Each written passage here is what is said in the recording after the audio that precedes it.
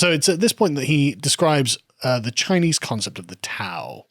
And this is one that I think you quite like, isn't it? Yeah, well, it's interesting to me. The way that he applies it seems a lot more apt to my own philosophy. I studied a little bit of the Tao Te Ching for a hangout I did with John Wheatley on the works of Ursula Le Guin, because she had translated it. The idea is that there's this sort of natural undercurrents to the world, and that human beings would do best to live correlative with it rather than trying to manipulate it to their own ends. They often use the analogy of uncut wood, as in you should be like uncut wood, because the moment you cut the wood and fashion it into something, whether it be a tool or an ornament, that sets entropy in. It accelerates the entropic timeline. Whereas if you leave the wood to grow as it should be, then it will follow its natural life cycle, it will remain rooted, and it will flourish and be beautiful. It seems to be quite I don't want to say passive necessarily, but the ideology itself doesn't really inspire much to command to action. There's no will to power in it at all. It's very neutralized in that way. So I think that's why I think Christianity pairs like stewardship and dominion, for example, of where you have respect for nature, but also humanity sits atop things. You've got to have those in equilibrium. I think the problem with Gaius and Titius actually is that they put humanity atop everything as not its interpreter, but as its legislator. And that's where the grounds come from not only being nihilistic in saying that everything's just interpretation, but that, so we now have a calling to create a unanimous interpretation and refashion man in its own image. Whereas the Tao is completely opposite to that. You know, we are beholden to live correlative to a way which predates us and will outlast us. Well, the Tao, we'll get into his proper definition in a minute, but there's a kind of, like you say, the sort of natural rhythm of the universe is what he's trying to describe, really. And this is why the men without chests thing is so important, because without the ability to appreciate in an emotional way the sort of richness and beauty of the natural rhythm of the universe, and have deep feelings about the world that you have arrived in before your control, that is then reinforced by your reason as adults. Without this, that itself, that ability to love those things that were outside of your control with a kind of deep richness and spirituality, is what he is saying is the chest of a man. You know, that is the chest of human spirituality.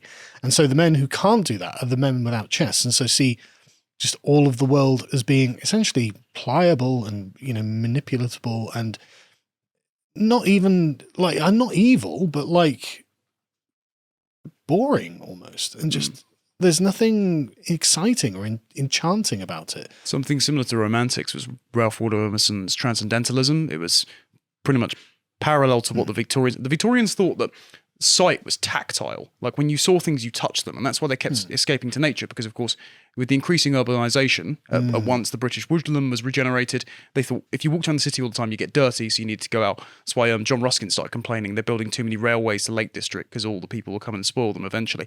Ralph Waldo Emerson in the States said that in order to, you must fashion yourself as a transparent eyeball and wander throughout nature, and merely viewing it in the untouched wilderness where man hasn't despoiled it will put you into connection with, quote, the undercurrents of being, capital B, being. He obviously thought that you were sort of communing spiritually with God in that way, but you can take a secular interpretation of saying this is the continuity of the natural world, non-despoiled by man, which will precede and outlast me. This is it gives you perception of your place in history, and not having that makes you a less capable man to decide what you should do. Well, it not only that, it makes you less appreciative of the things of which you don't really have any direct control, right? Because that's the point of the chest, is to love the universe as it is, without being resentful or being unaware or unable to properly make a judgment about it. Yeah, you have no existential gratitude. Yeah, that's exactly right. And so anyway, he describes the Chinese concept of the Tao, which he defines as this. He says, it's the reality beyond all predicates, the abyss that was before the Creator himself. It is nature, it is the way, it is the road, it is the way in which the universe goes on, the way in which things everlastingly emerge stilly and tranquilly into space and time. It is also the way which every man should tread in imitation of that cosmic and supercosmic progression, conforming all activities to the great exemplar.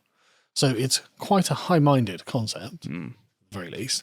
But I I think the example of the tree is quite a good one. Like the natural forces that if you and in fact the tree's a really good way of framing this actually, because if left alone it'll grow into a magnificent oak or whatever.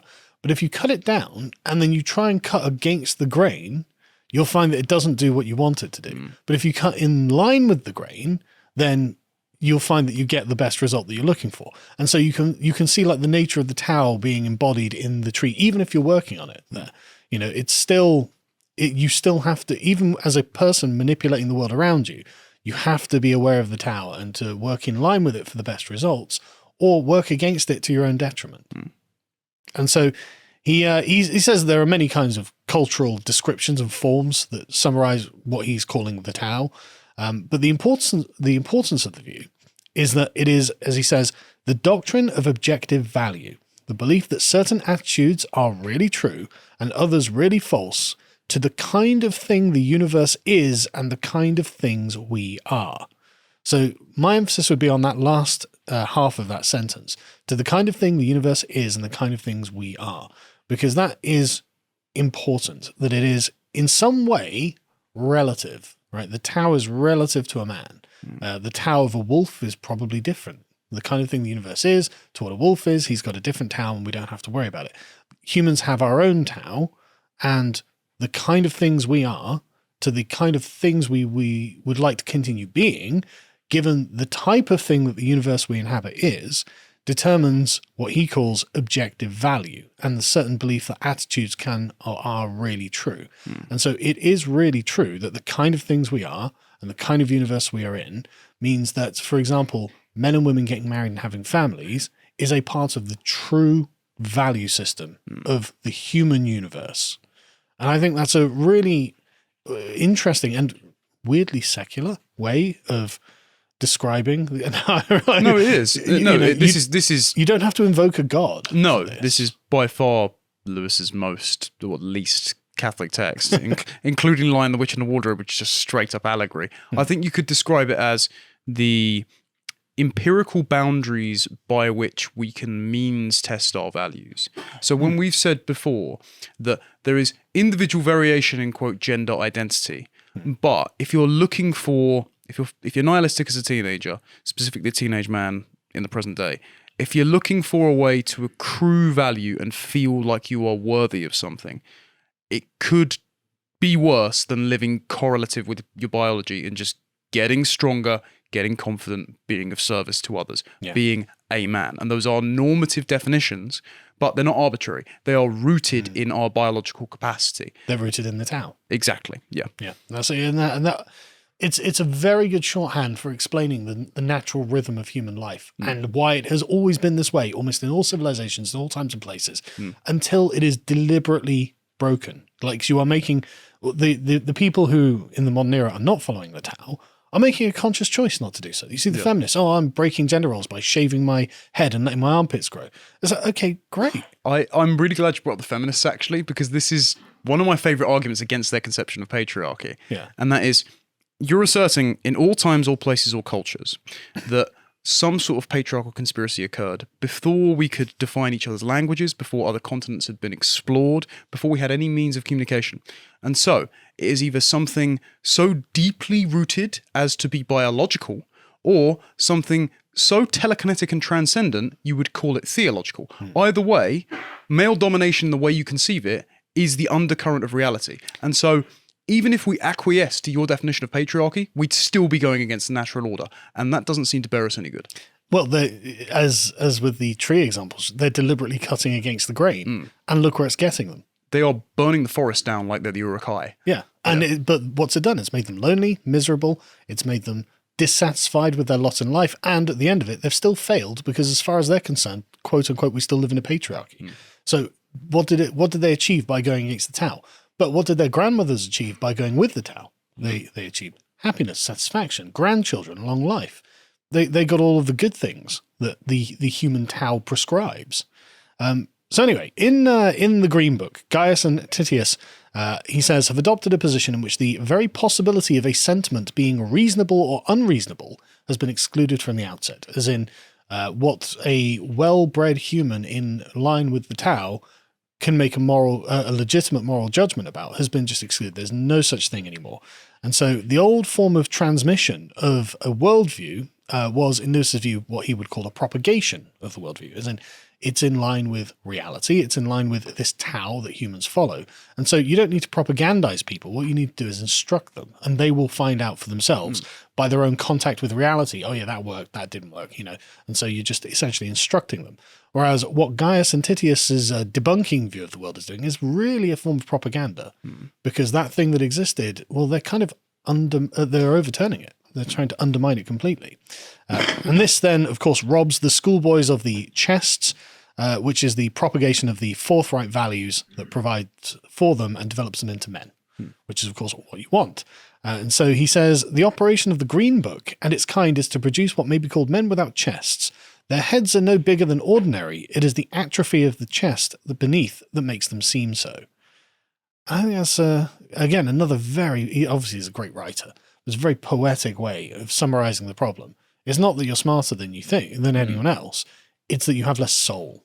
And that's totally true. Yeah, it as another way of putting it is, it's depleting civilization of its collective stock of reason and making man revert to his own insufficient private sources of it. And then if you do that for a generation, then it's going to impair your ability to make decisions. It's not just the stock of reason either. It's the stock of sentimental love.